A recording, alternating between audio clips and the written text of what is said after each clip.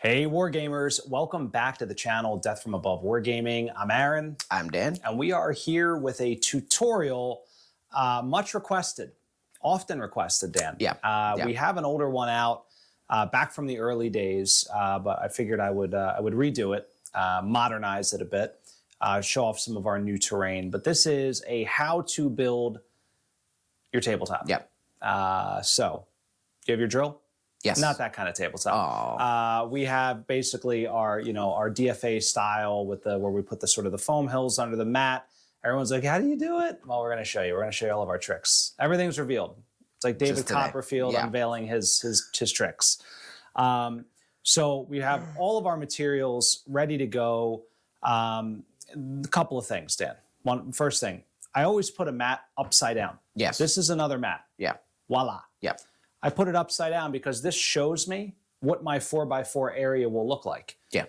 It's really easy to do. Just flip a mat over. If you only have one mat, that's fine. You can figure it out. But this always helps me. Plus, it's like a little bit of a grippy surface. So when I put the hills down and things underneath the other mat, it helps. Helps a lot. Helps tremendously. Honestly, just a little bit of like if you don't have another mat, right? You just put some of the like the painter's tape. Painter's tape, yeah. Painter's tape, yeah. On the edges of where it would be. So you know where you're defining. Right? Exactly. That's a great idea. And you would always pull it off afterwards. Whatever. Pull it off afterwards. If you plan on recording. If you don't, just leave it there. Yeah, right. That's right. That's right. Okay, so the first step, Dan, is to put the underlayment down. Yeah. Right? So the hills that we use are basically cut from insulation foam. Yeah. Now, some people use 1 inch. I use 3/4 inch. I find that that's more like aesthetically pleasing because when you put the mat on top of it, the mat has a certain degree of thickness. I find the 1 inch is just too tall. Yeah. Some people like that look. That's fine. I like the 3/4 inch. It gives it a little bit more of a natural gradient. Yeah. So what we're going to do is we're going to pull out some hills first. We're going to get those set up. Now you might notice I'm going to do this I'm going to sort of do that in fast motion. And then we'll talk about it when it's done. But one thing you may notice is I'm using like white cards. Like I use old override record sheets or whatever, like 5x7 cardstock. You can use whatever you want to fill some of the gaps in between the hills. So you'll see that. You'll see me kind of putting those in, and then we'll put the mat, the other on top of it, the other mat on top. All right. So check this out.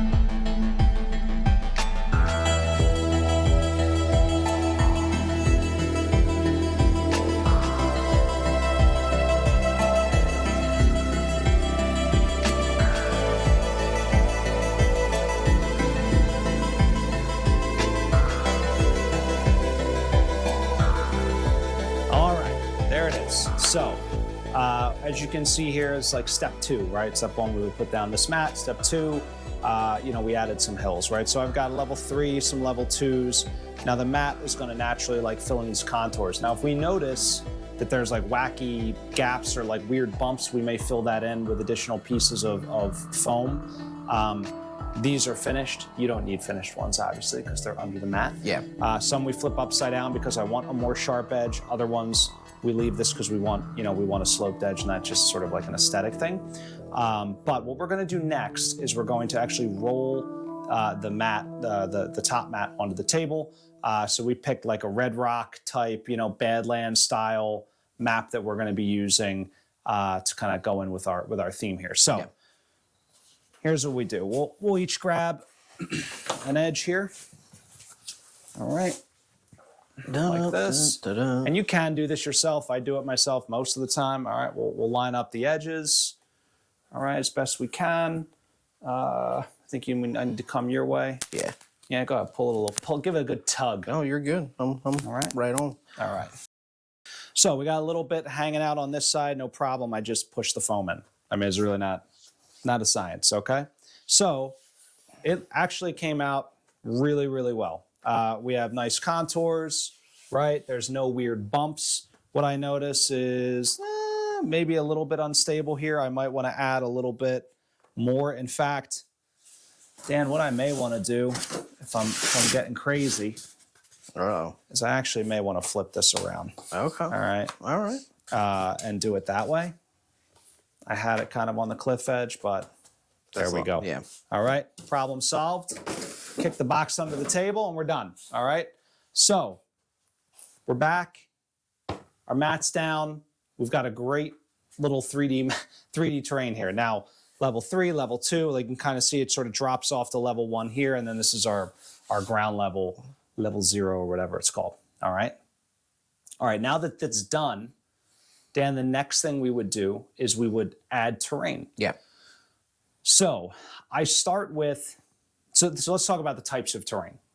So we've got these Terrainify spires, one of my favorite pieces of terrain. We'll scatter those throughout. They're sort of the biggest pieces. We have a whole set of them. I don't know that we're going to use them all. All right, we'll set them up. We'll see what it looks like. The second thing I'm going to do is I'm going to add these rocks. Some of them are, in fact, actual rocks. Yeah. Some of them are like plaster. Like, you can make them like, you could 3D print them. There's a million different, I have a whole bunch of random crap in here that, that just looks like rocks and are actual rocks. Yeah.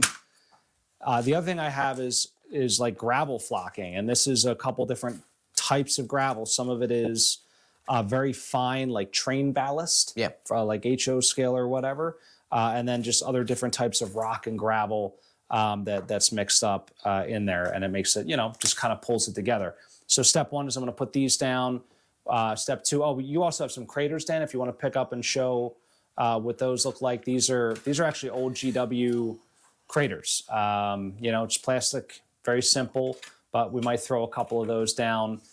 So we're going to do the big pieces, the craters, and then I'm going to add the rocks and the flock. So you'll get to see how all that comes together. Once that's done, we'll add in the scatter terrain, the buildings, and our fuel depot and things like that, and we should be ready to go. All right, so flock. The flock. The flocking. The flock. This is the only kind of flocking I approve of. I do not approve flocking the bases. It's controversial. All right, so let's get into it, Dan. I love this piece. Okay. I think this is phenomenal. Yeah. This one has a nice flat edge on the back. So why don't we put that in that big hill in the corner there? Okay. All right, we'll put that. That's sort of our tall sort of centerpiece. It'd be a nice sniping area. Units can come in from the table edge up the back there. Kind of neat. I'm going to throw a couple of these smaller spires, I think, around here. Maybe even spread them almost like won't really count as a forest, but maybe kind of like a forest. Like a petrified forest. Like a petrified forest. I like it. What else do you think? I got a couple over here. Well, we don't want to put down the whatchamacallit yet, right? Yeah, I don't know how much more we want to do because we want to have some buildings. Well, what do you think? I mean, aesthetically, yeah, we were going to kind of make it a little bit even on cover too, and you're a little heavier than I am at the moment.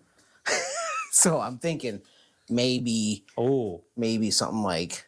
I like that. Like this. Yeah. And then throw maybe like the two individual ones up there. What do you think? Up here, like maybe this. Yeah, like something like that. Or even, we could even go a little crazy here. Oh, and my gosh. Go like that. I can't handle it now. Yeah. That's very cool. I like that. All right. So we'll keep this guy off. Yeah. All right. Or we can put it here.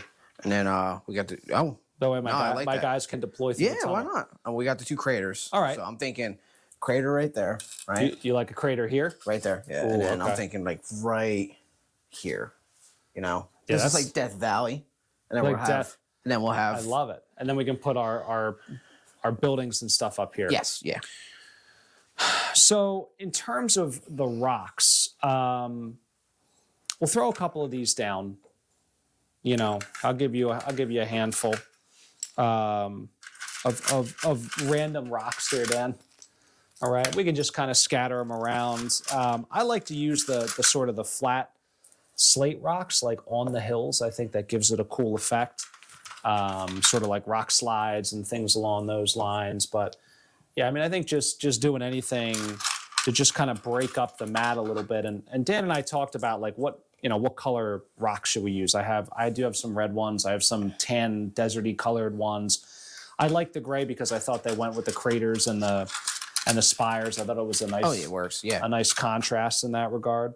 I like to put a little story behind it. You know what I mean? Like, yeah, you know, put the stones around the craters because they got blown out. Oh, I like you know that. I mean? Yeah. All right. So there's that. Now I'm going to throw down some of this stuff. All right.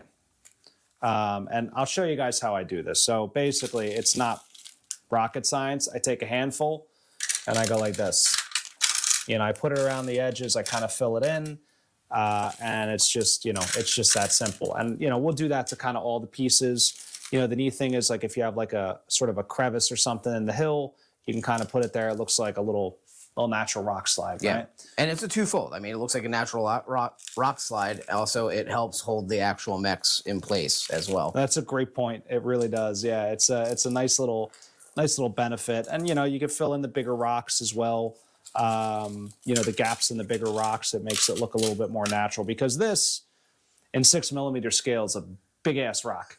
Yes. Yeah. But it's okay. I mean, we're on alien worlds, Dan. Primordial worlds, dare I say. Yeah. I also like putting some around the outside of these spires. I think that kind of makes them look like to your point about the story of the terrain. Yeah. It sort of makes them, look like they sort of came up out of the ground or something along those lines, right?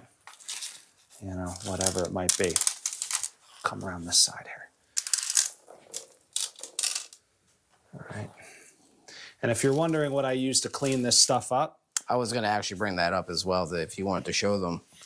Well, I have it packed away right now. It's in the... Well, I meant like later. Yeah, it's true. True story. But basically, if you've ever been to a restaurant where the waiters have those little things they clean the crumbs up with off the table, you can buy them on Amazon for like $10. That's a great tool. But the other thing I do is, when basically take the big pieces off, you can just kind of pull the mat up carefully and it'll sort of all go to the nice little pile in the center and you can just sort of scoop it up. So, fun facts.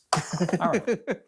These are important facts, though. These are important details. So, guys, I would say at this point, our board looks pretty darn good. I mean, this is playable for me already. It's playable right now. Yeah, but we don't have an objective. But we need some life on here. What are these battle mechs fighting over? Exactly. All right. So what do we got here, Dan? So we've got one bin with some fuel items and things along those lines. We have like a little radar dish of some kind, perhaps a hyperpulse generator or something. I'm not sure. Here, watch this. Ta-da! It's ready. Boom. All right, we'll put that up on the hill. We've got some fuel tanks from Hardware Studios and X Marks. So yeah, maybe we'll put. You got to put a building there. Yeah. Somebody's got to work at maybe I'll put the fuel depot like up on this hill over here. Do a little of these. These are one of my favorite in terms of reusable terrain. These little fuel tanks from X Marks are fantastic.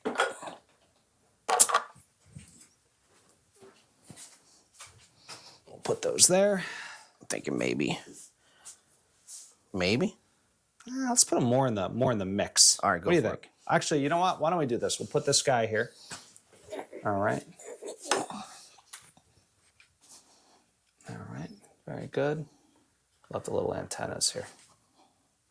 Oh, I like these too. These are very cool. Last one. Why don't you put that over why don't you put a little mech base over there in your corner? Okay. All right, because these are like mech hangers. Yeah. All right, and then that. I can, because there's a little bit more space here. Love this. This thing just keeps like falling over on me. There we go. All right, fantastic. So we've got. Let's take this one off. Give more room for the mechs to walk through and things like that. We can put this one over here. Little fuel tank waiting to be exploded. What do you think? I like it. I'm ready. Let's do this. You saw it, guys. You saw it here. Very simple. So, the trick is, again, we've got the foam underneath the board, right? And I recommend 3/4 inch. If you don't know how to cut it, so you can buy sheets of insulation board at like Home Depot. Yeah. It's big. It's like 8x4. I think they come in. Yeah. 8 foot by 4 foot. And then it's like $20, I think. They're not expensive. Not at all. And you can get 1 inch, you can get 3/4 inch. I say get 3/4 inch. Then for like $20, maybe less, depending on what part of China it comes from, you can get a hot foam knife. Yeah. You plug them in. It's like a weird like U-shaped thing with a wire that gets hot and it cuts through the foam like butter. So you can like take it out in your garage and like draw on pencil like or marker or whatever, the shapes that you want and cut them out and you're done. If you want, you can put the contoured edge like this has, on it, or you can just leave them square. It doesn't matter. We have both kinds that we use under the mat. And honestly, you may want a little of both. You may even want to do it where like you cut it into like a grid, and there's like, there's edges, there's center tiles, boom, boom, boom. And then, if I redid it, if I ever had the time to redo it, that is how I would do it. Something along those lines, like maybe, 6x6 or something and just lay them out. Yeah. And that's it. That's really all it takes. I think, this adds a lot when you put it underneath the board rather than, I don't know, some people like the, having it, the hills and stuff above the board. I think that looks fine too, but I really like this. I think it really blends well. And then adding, the flocking is a lot. I think it adds a lot. The flocking. The flocking. There's not only like the stone flock, but there's also Army Painter makes like little grass tufts. Yep. And I know they're, it's a big grass tuft for a mech, but I mean, it looks like tall weeds, tall grass, whatever. Plus, I mean, we're not winning a diorama contest here. You're playing a war game and you're trying to bring your tabletop to life. I think they look absolutely fine. We use them all the time. There's like little, like sort of like ones with like little flowers on them and stuff like, like little red dots. And, we spread them out on the board on like our grasslands and things along those lines. So that's about it. Dan, any closing thoughts? Any tips for the viewers? You nailed it. You got all the points there. I've done it many times. Yeah. Many times. But I love it. I mean, every time it's something different. Yes. Yeah. And we really didn't have any preconceived notions of what we wanted. This was not scripted at all. This was totally unscripted. I mean, especially when we built the hills, I was like, what do you want to do? I don't know. Let's build a U shape, with some high hills, and then we'll throw a hill on the opposite side, and that's what we did. Boom, done. And it kind of gave this interesting, as I'm looking at it now, this interesting U-shaped valley. And you just wanted to put the craters in the middle, and it's very cool. It turned out great. So there's a story in every map, guys. Every map. Now I kind of want to film a battle report. You want to stay till like 3 a.m.? Poor Dan. All right. Well, that's it, guys. A couple of things before we wrap up. First and foremost, Terrainify. Yep. Great stuff. Yep. Phenomenal terrain. Another great place is Thunderhead Studios. Fantastic 3D printed terrain. They've got Fluidworks and Aeroplex and Farpoint Station. They have these really cool terrain sets. You'll be seeing those, more and more on the channel as we collect them and paint them. So really, really great stuff there. And also Aries Games and Minis. All right, you can get the mats. You can get the Army Painter grass tufts. You can get paint, brushes, mechs, dice, books, everything you need over at Aries Games and Minis. That is your #1 stop for BattleTech goodness. And other than that, guys, please don't forget to subscribe. Leave a comment. Let me know if this was helpful, if you thought this was really cool. Leave a like. It's free. You just click the little thumbs up button. And subscribe again if you haven't subscribed already. also free. But if you want to help keep the lights on and the cameras rolling, you can head on over to Patreon. It's as little, Dan, as $1. Can you believe it? $1. Just $1. Just $1. All right.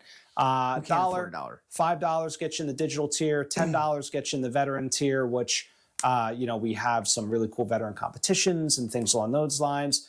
The $5 tier and the $10 tier both get to vote on various channel things, what we're doing for Battlelytics or what video might be coming out this week. So lots of cool stuff you can do there as well. And of course, it does fund all of this cool stuff that we can bring to you. And thank you again to all of our wonderful patrons. You guys are the best. So that said, Dan, I'm all done. Guys, again, hope you really enjoyed this. And thank you so much for watching. Stay tuned because there's always great stuff coming from Death from Above Wargaming. Have a good night.